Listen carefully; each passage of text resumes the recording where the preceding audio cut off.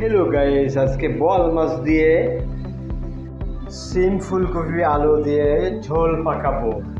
তো বল মাছটাকে ভেজে নিই, তারপরে সিম ফুলকপি আলু দেব, দিয়ে মাখা মাখা করে ভেজে নেব। তো থাকুন আমার পাশে, দেখুন আমার ভিডিও।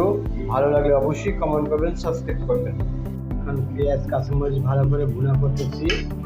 তারপরে আমরা এখন হলুদ মরিচ সব কিছু দিয়ে দিলাম, দিয়ে একটু ভালো করে কষাবো।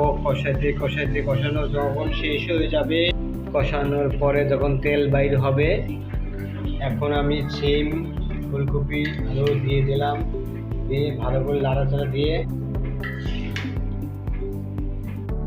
এখন সম্পূর্ণ পরিপূর্ণ হয়ে গেছে তরকারিটা।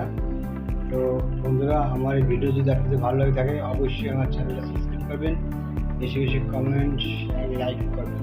আল্লাহ হাফেজ।